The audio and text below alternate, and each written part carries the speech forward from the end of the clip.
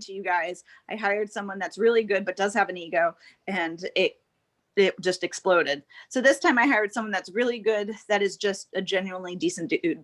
So yeah, so that might not be your highest priority. And then the priorities I just spoke of, if they're skilled in one area, and when you're bringing them in, if they're skilled better at one area and you're not as worried about them doing those tasks, you might reprioritize what I just said based on the task that you need him to perform. no, I think that it makes sense to train them first on phone recruitment, personal prospecting, enrollment conferences, and then to keep the marketing systems under my control, but keep teach them the sales systems and the operational systems and then slowly open up the marketing systems, because the marketing system is something I can totally do from my bed still, or my couch as it is, as opposed to, the sales. I can't do all of them by myself, especially if I'm, in the hospital half the time.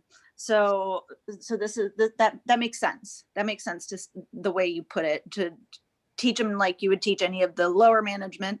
And then, I'm hiring him as an artistic director, and therefore I'm actually hiring for keeping the school and the variations and all of that stuff running properly in the ballet classroom, making sure the level is still at the level that needs to be taught when I'm not there. Yeah. Well, sorry, that makes sense. Interrupt. I would say everybody should listen to this too, because this is what you guys should be doing with your regular staff. Everybody. That makes sense, and I like the way you prioritize it, because it makes total sense to me. It's like drinking from a fire hose as a business owner. So putting it onto a manager, I feel like it's just like taking the water hose from my mouth and like shoving it at the other person, as opposed to like really being able to, do what we do as teachers, to spoon feed the kids until they're prepared to do the next step and the next step and the next step, and still building on those foundations. And I always find like, it's like, where do you even start? It's just so much work. So giving me the start with the phone, the recruitment, the personal prospecting, the enrollment conference, and then move on to the sales systems and operational systems in a general sense, and then open up that marketing system to them to see how it goes. And they'll have to do some of the tasks of the marketing system, but not necessarily be in charge of it, which I think is. Yeah, you'd quarterback it. And then they would implement the stuff that they can implement. Maybe with some of the other guys will implement some stuff too. By the way, now the nice thing is, once he learns it in this order, a new person that works under him could come in, and then they could teach him the phone script, make sure they know how to answer the doggone phone. I mean, that would drive me insane if the phone doesn't get answered right. And then it drives me insane if they can't, somebody walks in and says, hey, I'd like to try, martial arts. I'd like to try ballet, or, like to do it. I want to kill people if they don't get an appointment from that, or enroll them right there. I'm not kidding, insane. So those things need to be trained. I have your phone script, which I've retooled for me just a little bit, and it's so far been working really well. So I like that. The recruitment script and the personal prospecting enrollment conference, I only have your advanced enrollment conference one, like the renewal one. I don't have like the actual enrollment conference step by step. I think I have one of the process flows you put up once before, like the process chart, the flow chart. There's a really good video Master Oliver did in Colorado. It was him doing an enrollment conference, kind of A to Z, and I think it's in the member site in the quick start section. I think that's a really good one to start with. And then if you search enrollment conference in the Facebook group, there's a PowerPoint that scripts some of those things. But the one that he did with, I think it was Alan and his wife, I was in the background making a couple comments. That's a really good one to look at, because it pre-frames everybody for the enrollment really well. Right. Yeah, and the pre-framing is training. Yeah. Yeah. That was like, I don't know, was that 4 years ago or something? Good is good. Yeah. Yeah. It all runs together. Yeah, that's a really good one. I believe that's in the quick start section of the member site. So it's quickstartmember.com. Yeah. Well, I thank you for your time, and now Master Oliver's back. Well, and I think everybody should. To me, that's a good message for everybody. that's a good way to train the staff. And if you don't know all that stuff, you should know all that stuff too. We don't hire somebody to answer the phone. Everybody knows how to answer the phone.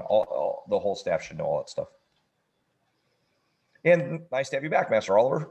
You went and saved some of our wandering people. 5, I think. 5, I think. Yes. Glad to have everybody back. But you're doing just fine. I can hang out here in the background as you continue to answer questions and solve problems. So what else we've got today? I think we've got some agenda items you've got, sir. Master Oliver, if I could, I just wanted to kind of remind everybody the 10 most important steps they should be doing. Even if they're a new member, even if they've been with us for a few months, there's 10 things that they should be checking off to make sure they've gotten accomplished in our quick start. Number 1 is your price point. Did you get it in and we've been telling everybody it's $197, $247, or $297, and $197 is low, but some people were starting at $125, or so that might be easier at the $197, but whichever price point you decide on, but you have to be at least at one of those 3 on your basic program. Number 2, make sure that you've got your multi-level marketing. So you've gone through the A to Z marketing and you've checked off and you've got your marketing plan going and you've got it set for this month. And we always try to do the quarter. So, start setting up by the middle of January. You should start setting up your marketing for February. By the middle of February, setting up your March, and keep track of what you've done so you can keep the things that worked. We're going to do again next month. The things that didn't work, we're going to analyze why they didn't work, because they've worked for everybody else. So that's why the monthly stats is number 3. You've got to make sure you're keeping track of your leads, your appointments, your first intros, second intros, enrollments, renewals, active count, total gross. Those are your basic stats that you need to keep track of on a daily basis. Then we can analyze the month as it goes to know what we need to be doing. If we're not getting enough leads, or we're getting leads and not getting enough appointments. If we're getting enough appointments but not getting enough intros. In other words, somewhere down the line, it breaks down. And that way we can see where we need to focus our attention specifically. So make sure having class ID cards, the real card, not just an automated system that you check off on the computer. We do that with the cards, but the cards, we're going to teach you do so many other things that you do with those cards that it's important that you actually have a hard copy to keep track. We found that retention is one of the quickest ways to grow your school, because if we have 15 come in but 15 go out, then you're never going to grow your active count. So we've got to stay on top of with those class ID cards. Make sure that you get your first intro, that whole first intro class down, where in that class, you're having a good show rate on that second class. Most of our schools are closing on the second lesson. We do the first one as a semi-private and the second as a group. So make sure that you have a good show rate between first to second.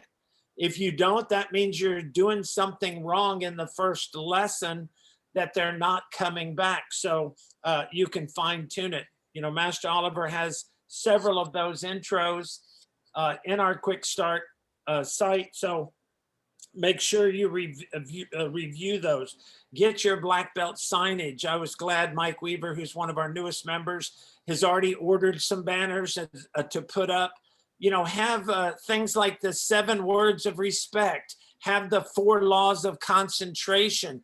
These are things that are going to impress the parents if you're teaching these kids these things that they can use in everyday life, besides the "we are a black belt school" verbiage stuff. Make sure that you've engaged with the enrollment folder. The biggest mistake people make is they don't give them that enrollment folder after they renew. I mean, after they enroll, they sign the dotted line. We set up the appointment for their next class. And that's when we try to do the enrollment folder. Don't try to do it on the same day you're having them enroll and signing their paperwork. It takes a little while. So you try to get them to come in 15 or 20 minutes early for the next class, or stay 10 or 15 after class the next. Well, Master Smith, walk through the reason why that's important, what the components of that are. Of the enrollment folder? Yeah, Or yeah. when? Yeah, see, the enrollment folder is designed, it's really a camouflage of us pre-framing them for the Black Belt program, for them to continue with the program. It's getting them, and Bob's gonna pull it up here, and I'll show you real quick. And I did a whole video on how to present this enrollment folder. And is that video there, Bob? Where is that video for the enrollment folder? Yes, sir. It's right here. Okay, Let me know if it loads. or was that Give the me a second. intro? So, Yeah, there it is. yep. And so I walked everybody through exactly, and Jason was playing the parent as I was presenting it to him, and we were going through it. So make sure not only are you printing off the enrollment folder, but you're learning how to present it properly. And when you do that presentation, when we're, what we call drinking from a fire hose, when you have 4 or 5 enrollments that week, rather than doing them all single, we can even do 3 or 4 families at the same time, because we're not trying to 4 sell or 5 enrollments that day. Exactly. Yeah. If not enrollments, they've already signed up. Well, I know you said 4 or 5 enrollments in a week. That would be far from drinking from a fire hose. No, I'm saying that do 4 or 5 families together that Right, enroll right. that week. If you enrolled for that day, you could set a time where they could all do the enrollment folder at the same time. All I was saying is you said drinking from a fire hose would be 4 or 5 enrollments in a week. Yeah, that's not drinking from a No. fire hose. But walk through the key components of that. What are you trying to accomplish with that, Master Smith? What are the pieces that make that going through that folder and explain it to them important? Well, you start with kind of giving them an overview. Page 1 of that enrollment folder is their goal. So they're actually physically writing down the date that they're going to earn their black belt. And that's when we reiterate that we're a black belt school. And just like there's no kid that's a freshman in high school that doesn't know when he's going to graduate. They're the class of 2020, or they're the class of 2022, or whatever it is, right? So when they graduate, when they sign up with us, we want them to know that 4 years from today, or 3 years, or 5 years, whatever your time frame is for your black belt, they're going to have a date to complete that. See, if you set a goal to be a black belt, but you don't put it to a timeline, then it doesn't become a realistic goal, because it could take them 10 years to get there. So we want to give them a timeline, so that way we keep them on track. So that's kind of page 1. And then we kind of go through a little iteration of our rules and regulations and procedures. It talks about how the parents can help the child, things that they should do. We go through the character worksheets. We go through the black belt goal setting. We talk about our master leadership program. So it has everything that preps them. And part of that is to let them know. See, we don't want them to think that they are going to let you know when they want to be in the black belt program. What we want to let them know is that we are going to let them know when they have qualified for black belt training. So in other words, they're then doing the things that we want them to do. And if they do that, then we will recommend them for black belt training. Now, sometimes they'll say to me, well, how do you get recommended? Say, well, that's the instructor's going to recommend you for black belt training when he sees that you're training like a black belt. In other words, you're giving us that full effort in the class. You're becoming the leader in the class. You're not coming to class late. You're not coming to class irregular. You're coming consistently and you're on time. And when you're giving them those expectations, now they're going to start wanting to do that. And that's how we spotlight them in the class, is when they're doing something really good, then we're saying, as an example, and I like to constantly use that black belt verbiage 20 or 30 times during the class. And when somebody's doing something that we want that's positive, then I'll say, everybody watch Bill. Do that again for us, Bill. And now Billy does it again. And then I say, now that's what I mean when I say training like a black belt. You see how much speed and power and intensity he had? Maybe he's yelling real loud. See, now he's yelling like a black belt. And now you're on teaching. Folder. Yeah. What are the components of the folder? Well, those were the components. And they're all in there. I'm not going to go through every piece of the folder unless Bob wants to pull it up and we can go through a page at a time. But well, the one element is, which I don't think you touched on, is walking them through their ID card, how the ID card works, what their class attendance objectives are, right? So in other words, we're going to go through, in our case, here's your ID card. Each test is approximately 2 months apart. Your test and graduation to your gold belt is going to be on this date. And between now and then, you want to be coming to class twice a week.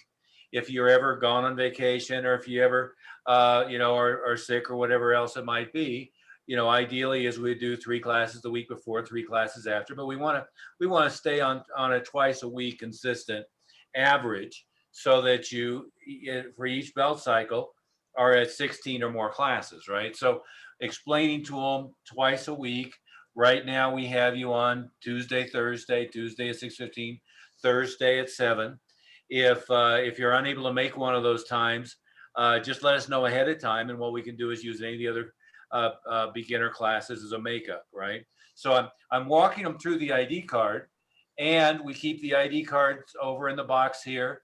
At the beginning of the week, it's under the number 1. So that's where it's going to start. You pull it out, you hand it to the instructor at the beginning of class. Now, if it's on Zoom, we pull it out and do all this. But the instructor will, check your progress for stripes, check your progress for testing. They'll check all that. They'll date it and they'll refile it for you. When you come in from then on, it'll be on the other side of the box, right? So I'm explaining the ID card, and then here are the various character development pieces that we start with the program as a beginner. In our case, we give them the What to Say When You Talk to Yourself book, and or the Psychology of Winning book. So as a white belt, we start with this book, and then we work on this book. But we have here's the various character development lessons, and I'm going to explain how those work, right, Matt Smith?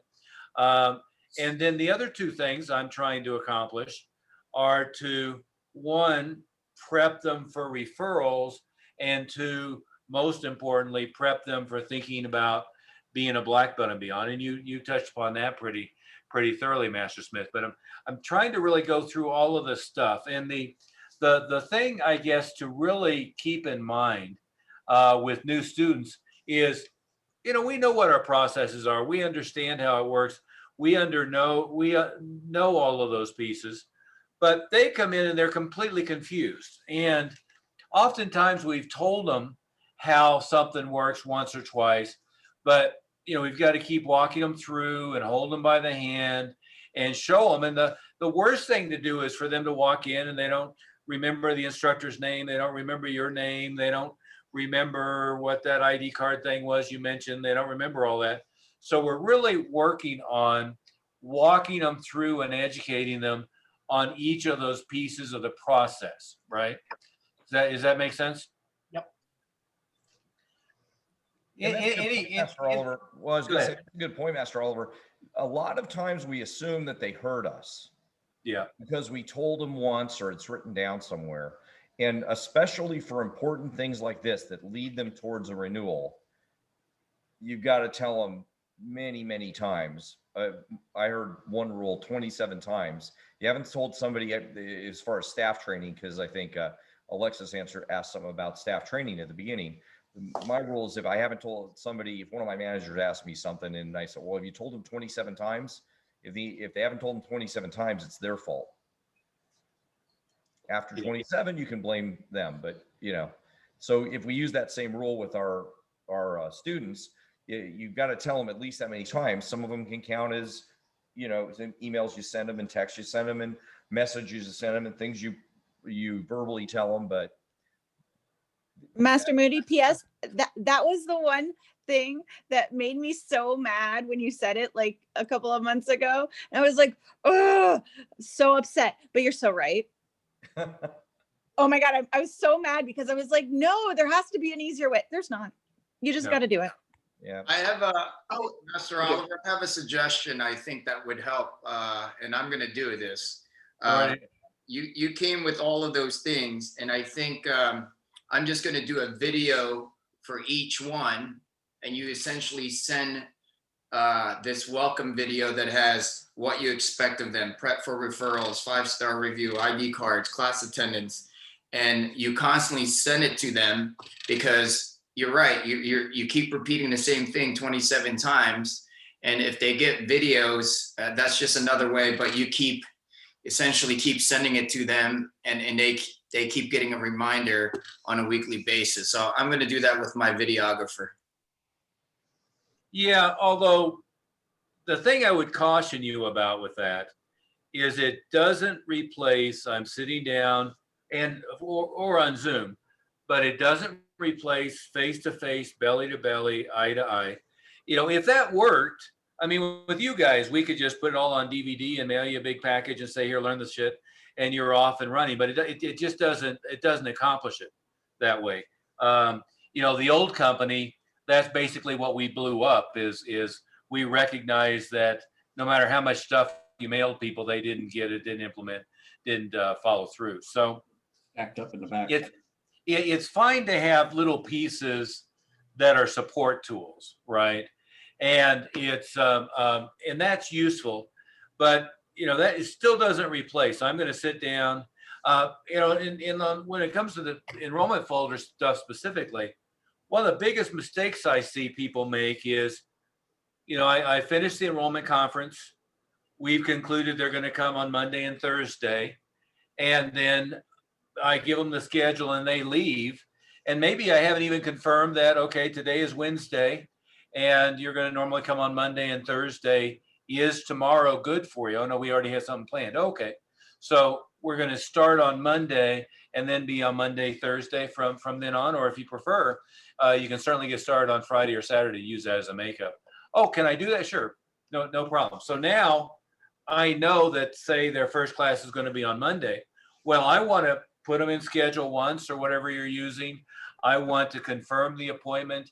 I want to greet them at the front door, just like the intro before. If I already have an appointment for the folder conference, then great. If not, I'm going to walk them over. Remember, here's where the ID card is. Let's find yours.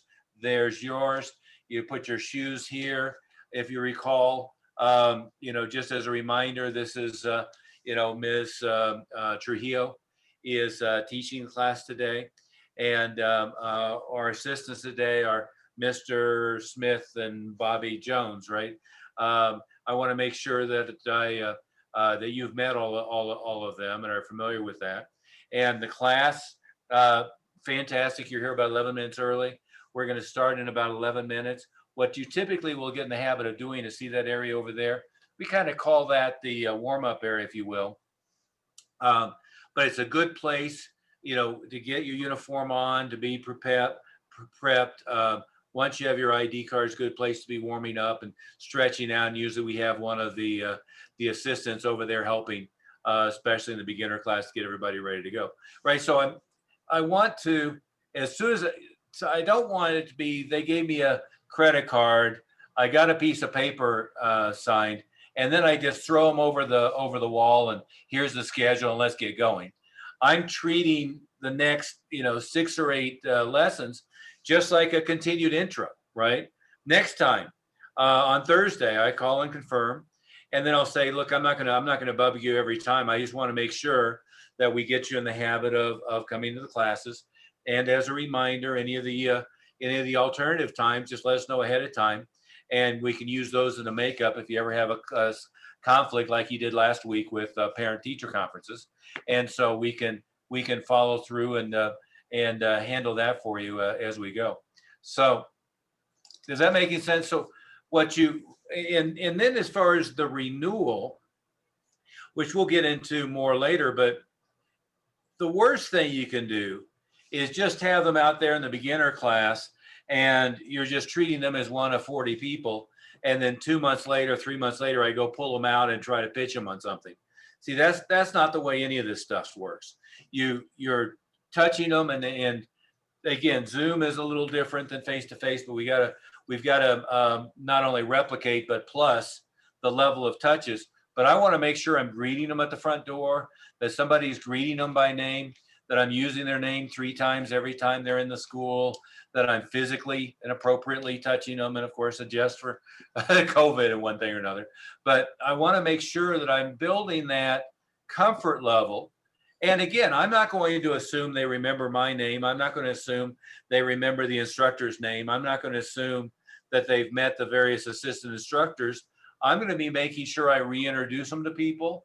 I'm going to be making sure that I help them anchor all that stuff in. And I'm going to be helping to make sure that they get started on things, right? Is that making sense for everyone? And I also, Master Oliver, there's 3 other things that I stick in that folder that actually aren't in the folder. It's some gift certificates. One is for a free birthday party.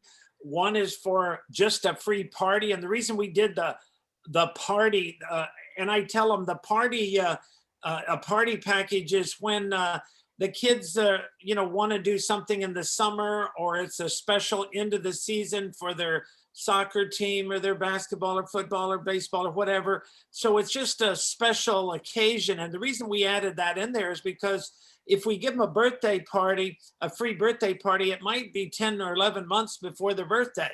So we wanted to have a reason for them to bring a bunch of friends in to have a party. And so that's what the other party certificate is for. And they're $200 or $300 value. It says the value on the card. And then there's another one that has 2 guest passes for 2 weeks in a uniform for them to give to a friend. And the best time to get that referral from them is when they join, because then their friend can come in and start the same time they do. They'll be in the same class. Most kids are most excited in the beginning. So we're going to try to utilize giving them something to give to their friend rather than just invite their friend and say, hey, come try a karate class. They actually have a gift certificate, has a $200 or $300 value on it. And they're going like, wow, that's quite a gift. Thank you. And, they don't know whether they paid for that certificate to give to them or whatever, but take a look at those. I did post them on our Facebook page, those 3 things that I always include in there with that folder. But again, that video that I did on it kind of covers the folder, even what the folder looks like, having it not just in a 3-ring binder, because we don't want them taking those pages out. We put it in one of those folders. It's a pocket folder. So the pages are in there where they can't take them out unless they have to completely undo it, right? But the character worksheets are in the pocket because they're going to be taking those out and handing them in after each section is completed so they can get a stripe in the class. So make sure that you are giving them the pocket folder, and I've posted on our Facebook page what that folder looks like, and I think it's on our quick start page 2 there, Bob. But make sure that you get those folders. And what happens with a lot of our new members is they don't know how to give those folders out. Well, number one, we start with the newest person coming in that enrolls. Then we hit our basic students that aren't on black belt yet. And then we can even get a folder to our ones that are already on black belt or already in the intermediate advanced class. But that's going to be down the line. Don't try to do it all at one time. Get your new students coming in and your basic students that you want to renew right away is phase 1. Yeah. And the last 3 things that were on the list, they were more pertaining to you guys. Number 8 was set your goal to be a black belt in business. And being a black belt in business, our goal our first goal for you is to be $1 million school. And the $1 million school, the example is a 300 student school with an average of $300 student value. That's a $90,000 a month school. Well, you only need 84 to be $1 million school. Now, like Rachel is on here, they did 157,000 in December. They've averaged over 100,000 this past year. So they, after hitting their million mark, their next goal was the 100,000. Their next mark was to hit the 150, and they did that in December. See, so you have to keep these goals moving. Some of you guys that are at 20 or 25,000 starting with us, your goal might be a 50,000, but my long-term goal, just like we tell our students, black belt is your goal, we have those intermediate and shorter range belt level goals to keep us on track moving towards that black belt. So it's not just white belt and then black belt. So don't think I'm going to be $1 million school by having my goal is 80,000 a month. I've got to set a 40 and then a 50, and I'm going to keep moving up just like the belts. So have your long range goals, your intermediate goals. So that's number 8. Number 9 is train like a black belt. We tell our students come to class twice a week, right? So what you have to do, we have this whole quick start program that you've got to keep going through. Don't go through it once, because the first time you'll catch a few things, but the longer you're with us, the more you're going to be able to understand what's in that 8-week training course for our quick start members. Every time you go back and look at it, you're going to see things that you didn't see the last time because your mind wasn't ready to learn that yet. You didn't even know what it was yet. But then it comes up in a meeting, and then you go back and see it and you go, oh yeah, that's what they were talking about in the meeting. Now I know what that refers to. So make sure that you're constantly going back to that quick start, reviewing those marketing ideas and plans, make sure that you're implementing those. And then the last one is to make sure you're on these meetings. I know a lot of people, they'll come on a meeting, and maybe there's one meeting that didn't give you something new that you might say, well, I knew that already, so I wasted this meeting. No, what happens is you learn the finer details of it. That's like one of your students coming to class and you teach a form. So the next time they come, you're teaching the form. They say, well, I did that last class, so I want something different. Well, you didn't learn it last time. You were just introduced to it. You've got to keep doing it till it becomes a habit. So there's a lot of repetition. We know in martial arts that you get to be a black belt by repetition till you get it down till it becomes a reflex. That's what this training is all about. So don't miss a meeting. Occasionally something I know is going to come up, emergency, and you can't make it. Well, then that's why we do the replay. Make sure that on our member site, that Quick Start has all of our meetings on there. So go back and review it. We also, I believe, email them all to you too. So you have access to review them and review it. Don't just, we cover so much in one meeting. When you go back, take notes so you catch some of the finer details of it. Okay, that was my 10 steps. Thank you. Do you want to do a quick recap? What were the 10? Okay, number 1 was price point. Number 2 was your, And let's stay on price point for half a second. okay, The last member package that went in the mail, I think everybody but Mike would have gotten that, had what I put together as a recommended tuition structure for 2021. And it's also posted in the Facebook group. And, you know, unfortunately, almost everyone, probably everyone, but I'll say almost, that we finally get to what we're urging people to do for pricing. Their one regret is that they didn't just do it earlier and that they put themselves through so much stress in getting there, right? And the one aspect of that is there's a big difference in the way you treat your existing students, that you taught what you're worth, versus the way you treat the next new person coming in the door, right? The ones that you already taught what you're worth, you've got to give them something new, exciting, and different that's worth more in order to get them to pay any kind of significant increase. The next new person coming in the door, 99% of the time, they have no idea what your prices used to be, what it was before. Sometimes they are a referral or a family add-on. But other than that, they really don't have any sense of that. So you don't have to spend any time whatsoever justifying why you're charging, you know, $300 a month now and you used to charge $80 a month or whatever it might be. But anyway, just my 2 cents on that, Master Smith. But thank you. I would look at that pricing, and the main thing is don't be timid. Just go to, with the new people coming in the door, a more robust pricing structure. Yeah, and that's such an important point that a lot of people miss. Paul Hellison, could you tell everybody, what were you charging when you started with this, and what is your pricing now, and what was that difference? How did the students respond? It was $145 a month, and now we're at $200 a month. Leadership was $25 a month extra, and now it's $300. Okay.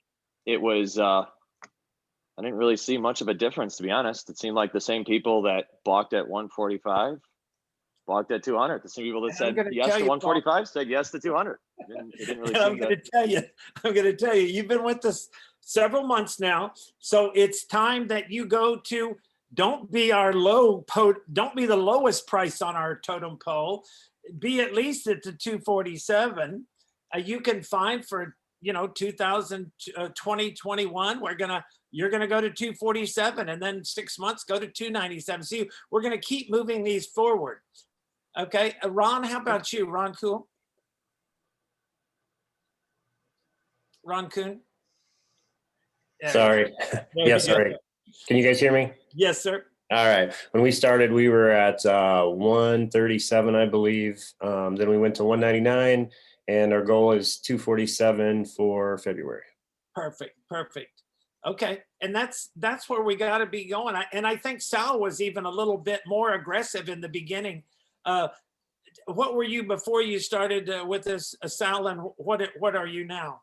Yeah, I like to be bold and brash, I guess.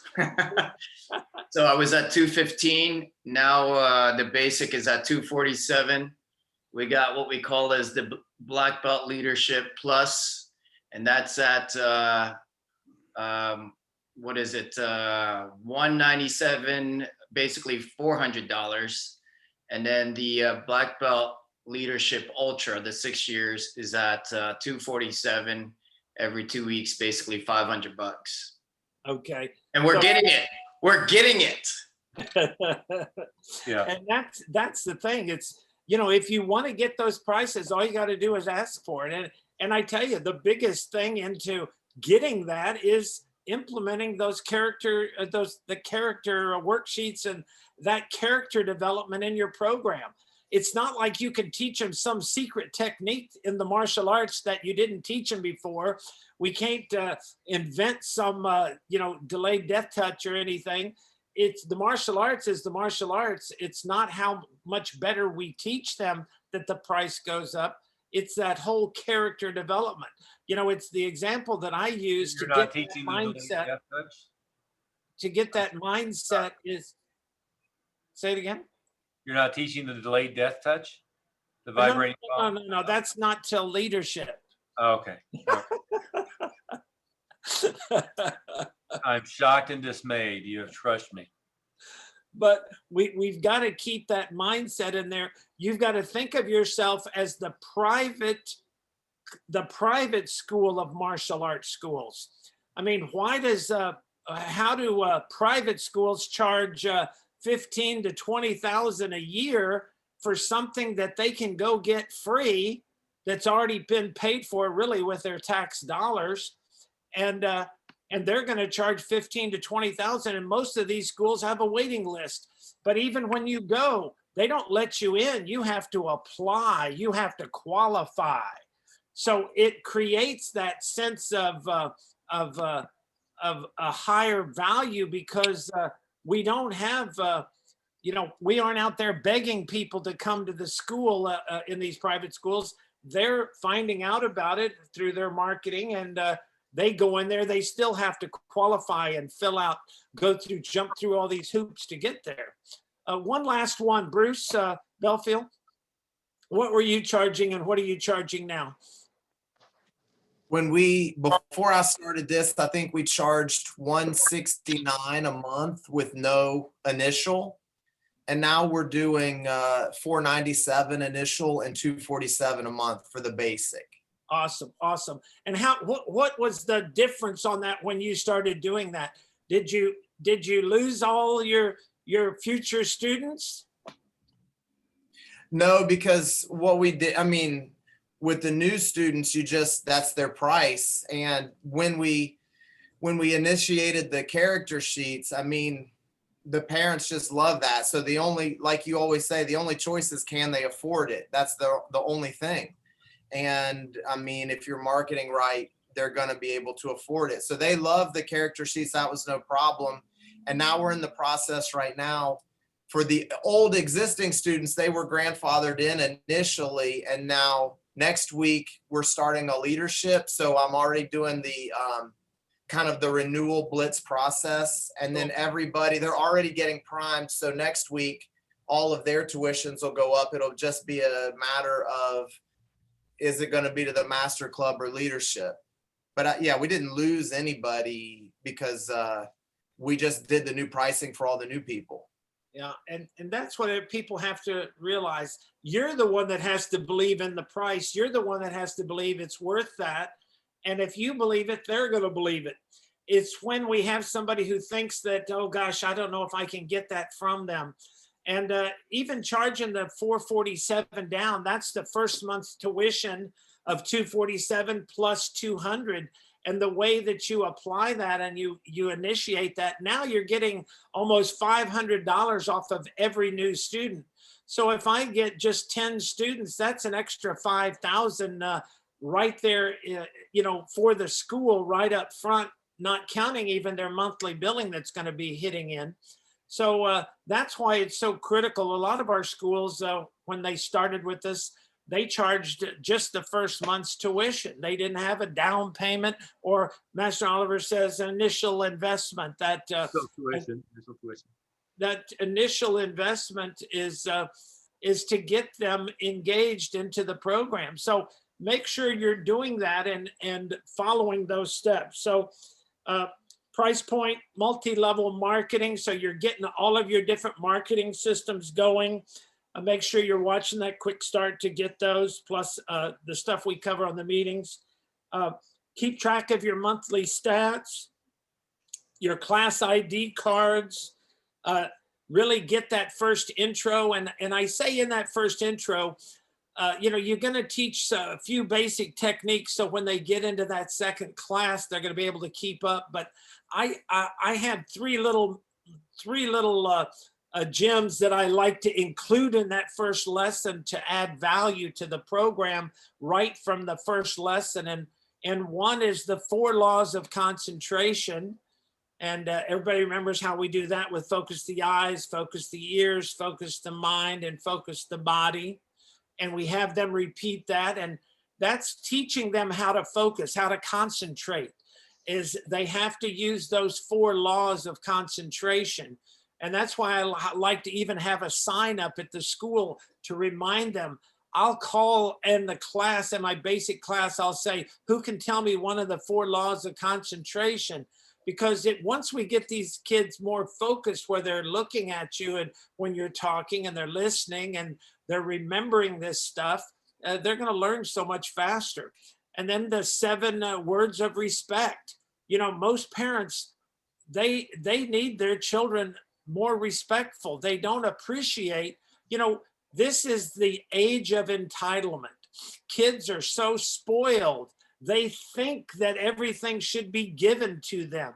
Well, now they're coming to our school and we're teaching them to have respect, but we're going to teach them, what does that mean? Well, if you want to show respect, if you want to get respect, you first have to show respect.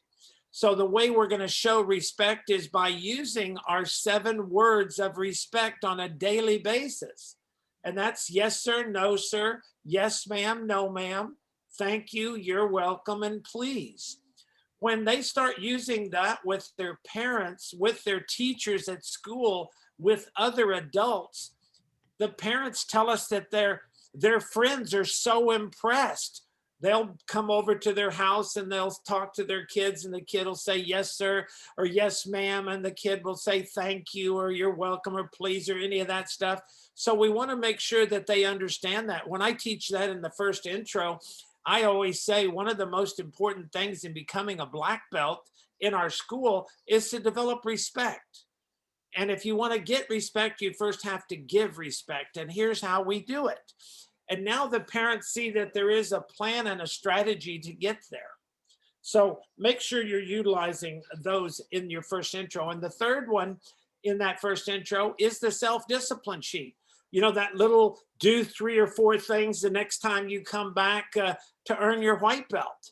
So you give them a couple things to do to earn their white belt. And now that belt means more to them.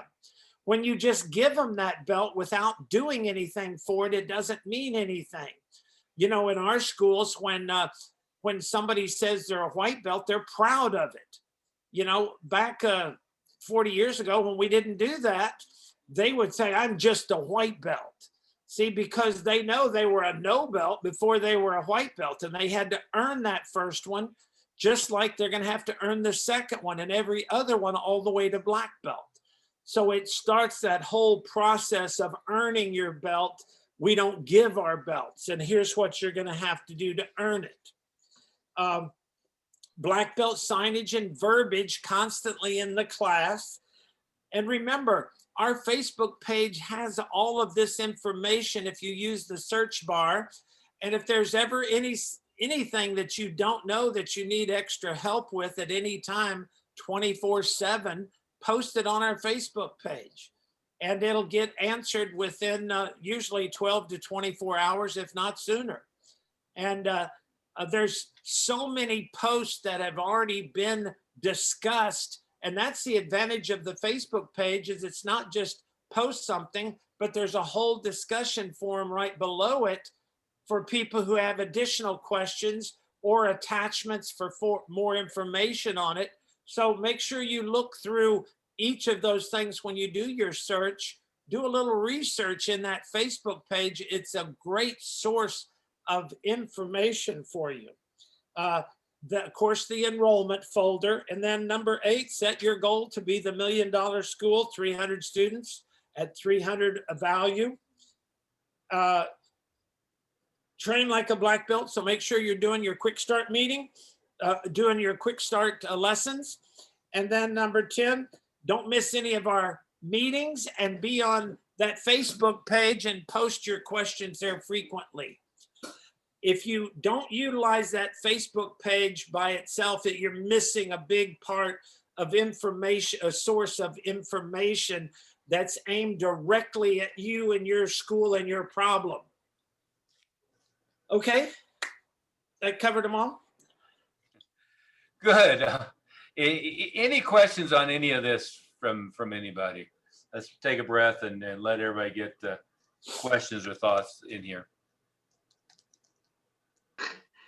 Thank you, guys. That was awesome. It's a good reminder. Thanks. Sal, you have a question. Go ahead. And I will say, Sebastian, you've been with us, what, a year and a half, 2 years almost? Not quite that. Yeah, No, you're- about a year, a little bit more than a year. Yeah, I thought about a year and a half. So, even for our members that have been with us a little longer, it's constantly reviewing this information, no different than your students in the class when you review some of the things that you should know at the beginner or intermediate levels, even if you're an advanced belt. That's right. Well, and maybe to summarize all of that, Master Smith, is the things that we see early on that people fail to do, or that will make the biggest difference, is you start with what you're charging new people in the door. And I would like it to be they're paying at least $400 or $500 plus the first month to enroll. And my ulterior motive for that is to give you a bunch of revenue the minute they enroll, that you feel comfortable putting that back into your marketing efforts, right? The second mistake we see happens constantly is expecting everything you do on marketing to be a home run and just not doing enough stuff and not doing enough consistency with that. That's where if you want to do 20 enrollments a month, we want to have 20 different things going on, different ways and systems for getting referrals, different online marketing activities, different live event marketing activities, et cetera. And again, as you mentioned, Matt Smith, in that Quick Start program, we have, you doing 3 or 4 hours of, all the different kind of grassroots and expensive stuff you can do. And internal, external, and then internet. So you got three different channels with a ton of stuff in every one of them. Yeah, but the three main things are pricing, and then not doing enough marketing or doing things ineffectively. And then number three, it's the primary place where dropouts happen, honestly, is you sign somebody up and you threw them over the wall and never really got them started smoothly and never really got them to the point where they're committed to train to black belt and beyond. And the bane of my existence for years has been trying to get every one of our staff members to stop being happy that they got a 12-month contract and to be focused on this is really an 8 to 12 intro process into the commitment to black belt. So confirming the appointment, holding their hand, progress updates, everything from the enrollment folder to the various progress updates, to really get them started smooth and have them immediately feel like they're part of the family and have them immediately see that long-term goal. Frankly, once you have somebody committed to train to black belt and beyond, maybe they enrolled first or second degree and they're a blue belt, it's really fairly simple to keep them from dropping out and to hold their hand on that stuff. But the hard part is taking a new student and getting them to the point where they're familiar with everybody. They know all the other students in class. They feel really comfortable with the environment. And frankly, that, the process is second nature to them, where they're not confused or worried or hesitant about anything as far as coming to class on a regular basis. So it's putting those pieces together. But again, the three kind of main things I see is just being timid on pricing, not having a consistent, systematic, and many things going on always for your marketing, and then not really focusing on getting somebody started smoothly, making sure they understand all the pieces of the system. But within that process is making sure that they understand this is about getting to black belt and beyond and really getting that goal set. We were just having a conversation with a couple of Mile High schools yesterday, and one of them just forgot to renew white belts. And, they're missing $300,000 in revenue this year, that if they just had that, hold them by the hand and get them to commit to black belt while they're a white belt, that extra 300,000 of pure net profit would have been there. So it's making sure you have that in place and that you're really getting them started off smooth. And I'll cycle back all the way to that first question about somebody kind of being bored on Zoom. See, I take that as, if I'm only enrolled for 3 months or 6 months, and I got only another month left on my enrollment, yeah, stuff like that comes up. However, if I enrolled on a trial for a year and then in the first couple of months, I committed to train to black belt, well, it's just a little ripple during the process of getting a black belt. And it's no different than whether my 7th grader is going to graduate from high school, go on to college. That it should be, well, okay, so it's a rough couple of months, so we're going to have to work on some better strategies, but we're committed to get to black belt, and we're committed to following through with this, and we're seeing the benefits, and we know that you're on top and paying attention to this. So yeah, I mean, it's maybe not the ideal situation in the short term, but on the long term, it's just a little ripple in the process.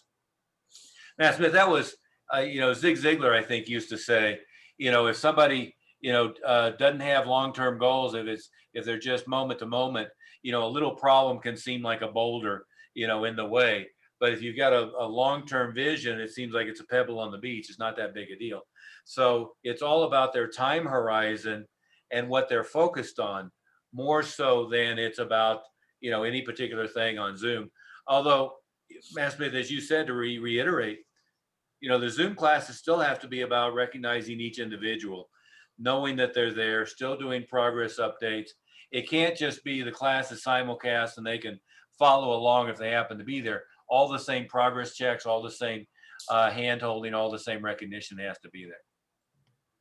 Yeah, and it becomes a combination of, on one hand, you got to get the enrollments in there. On the other hand, is you got to keep them long enough where you can actually get a good student value out of them. And Master Oliver talks about getting a $6,000 to $7,000 minimum student value to get a $300 student value per month. And if you take the total gross, and you can do it on a monthly basis, it's even more accurate when you get a whole year's worth of stats, but you take your active number of students and you divide that into your total gross, and that's the average amount of money that each student is paying you per month. So your goal is to get that to around $300. See, if you have just a 200 student value and you have 200 students, that's a $40,000 school. Well, that school's not where we want you to be, but at least it's profitable. Most people, once you hit over that 25 or 30, most of your profit is after that. There's some that have a little higher front end expenses, so they might need 35, but most schools are in the 20 to 30 range to break even. So you've got to get that student value up, and you get the student value up by the lowest price program in your school. If it's $200 and your black belt is just $300, just like Paul was talking about, then your student value is going to be around $250. Okay, well then if I have 200 students and I have a $250 student value based on that price point, I'm going to be a $50,000 school. So if I want to get to 70,000, then I'm going to have to increase that enrollment to 250. And now I've got 250 and 250. So now I'm a $50,000 school. You see how you take control of how much gross you want in your school by calculating math. Just use your math, get your price point set, get your active number. And if I have 200 students and I have a 200 price point, then my student value should never be below 40,000. I mean, below 200, right? $200 is my lowest price program, because a student value is going to be a combination of your highest price program with your lowest price program. So if I get enough people renewed, then I'm going to be in that middle at least in that middle range of that as my student value average. You know, we were doing that with one of the Mile High schools yesterday, and they were for 2020, they were at a 267 student value. And You so, mean average monthly revenue per student. So that would be total gross average monthly divided by, or divided by the total number of active students. yeah, and I did say that to everybody, but just to make sure you know how to figure that, take your gross for the month. How many active students do you have? Divide the active students into that, and that's going to tell you your average student value. You got to know what that number is. If I don't even know what my student value is, how do I know how to get it up? So, and most of you are going to be surprised when you do it. You might be at 150 student value. Well, that means if I have 200 students at 150 average, then I'm going to be around a $30,000 school. But see, you just move it to 200 student value. With 200 students, you're at a 40. So make sure you understand those numbers and how that goes into making your gross, because that's how you develop your school to get those numbers like Rachel and Jan did, where they're up over 100,000 a month now. But she was telling us on one of our earlier meetings today that she saw a meeting that she did with her staff in 2015, and she saw it where they were shooting for 45,000 was their goal, and she said, and that seems so far away. And you know, back in 2015, and she says, and now we're averaging over 100 a month and hit 157 in December. So wow, it just blows my mind how I just kept inching up every year, getting that student value up and getting that active count up to hit those numbers that we want to. Does that all make sense for everybody? So you gotta have that big picture of where you want to be, and then you got to bring it down to simple terms and simple numbers to figure out how you're going to get there. So you got your formula set. You're muted, Master Oliver. Yeah, we've covered a lot of ground, but anybody have any last questions before we call it a day? I wanted to see what you guys are doing for February as far as a different marketing strategy, because last year we would give out these Valentine cards to kids to hand out to their classrooms, but there's none of that this year. So what's different this year? I would do that. I would do that same thing, Sal. But Well, remember, that's Smith. they can do those virtually too. Yeah. Sal, here's the deal on stuff like that is Mother's Day, Father's Day, Valentine's, Halloween, doing Valentine's Day cards, all that stuff. There's no reason not to do those things because they're cheap and they're, easy to do, and they're will spark a little bit of referral activity.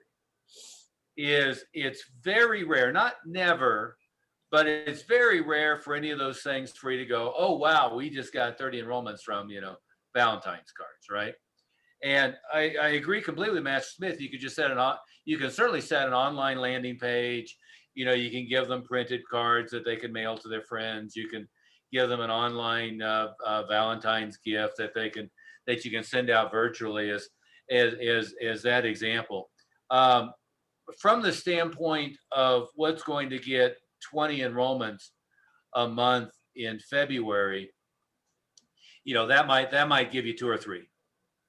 Right. So what we know right now in the midst of COVID, and of course you're in California, which, San Diego's better than most of the rest of the state, but the rest of the state's pretty much FUBAR on this stuff. Right. So, you're in a situation where Kate with Elite Digital with Facebook, they're doing a great job for everybody who's using them. Again, it's not an inexpensive thing, but it's well worth it. So the Facebook advertising is working really well. The online marketing, so search traffic and one thing or another is working really well. Rev Marketing does a great job on that. But it's getting all the pieces in place to do both pay-per-click and the the organic listings going. From a standpoint of the grassroots marketing activities, well, the thing that got shut down mostly is the big promo at the movie theaters with Wonder Woman, or the big live events that we normally would be out at. But Festival and all those kind of things. Yeah. And but all of the other normal stuff, meaning I could do charitable fundraisers and have flyers on the pizza boxes. I can have the charitable fundraiser that's going out with the elementary schools. I can have the elementary schools doing a PE teacher for the day virtually, where I run them to a landing page, they register and they participate. They do a 6-week after school enrichment program. I can still do all that virtually. So if you go through all of the grassroots marketing activities, my argument would be the only thing that's really changed is you're not going to get in front of 2,000 people at a 10K run, for heart disease, or you're not going to be out at the Marvel opening right now and do much at a movie theater. But all that other stuff is still working just fine. And with the elementary schools, it's working just fine as well, with the caveat that it shifts to registration page rather than permission slip, and it shifts to a Zoom class rather than an in-person class. You can get all that stuff to work just fine as well. And don't forget, you can still, for those people that can do the live classes, in-house class, not on Zoom, but in-person class, if you can do that, and even on Zoom, you can have a Valentine's special board breaking thing, or Valentine's nunchuck phone chuck seminar, or something like that for Valentine's Day special. Don't think that it has to be. Or you can do it all on Zoom. Exactly. It can be Zoom or a combination, which you should always do. You should never do one or the other. It should always be in combination, because then you've got a recording of it that you can actually send back to the people too. Yeah. But I don't know if that fully answered your question, Sal, but again, some of that stuff, you'll find me just 90% of the time I forget about it. Not because it doesn't work and it's not worthwhile. It's just so trivial in the scheme of all the other stuff that we know to do, that it's not like that big a deal, right? So, I can do Christmas cards with a 1-month pass. I can do Valentine's cards with a deal. I can do Halloween. I can do a Mother's Day promotion. I can do a Father's Day promotion. But, like next, I guess, will be Mother's Day. We know at Mother's Day, we're much better off to just enroll them at the first intro than to try to go through the entire student body and get mom's dad on. Because if we enroll them as a beginner, they take class together. And if we wait till the kid's a blue belt, the likelihood of getting her to join in is pretty low anyway. So there's a lot of that stuff where the level of reverence I give some of the kind of normal stuff in the industry is fairly low, to be fair with it. Okay, on that note, we'll call it a day. Thank you, Master Moody, who got everybody started off strong. Thank you, Master Smith, for all of those key elements for us to remember. And I apologize for everybody who got the wrong link. I think Merrick's on top of it, and we'll have that solved from now on, hopefully. Thanks, guys. Okay, see you guys. Master Oliver, do we want to stay on for a sec? Oh, wait.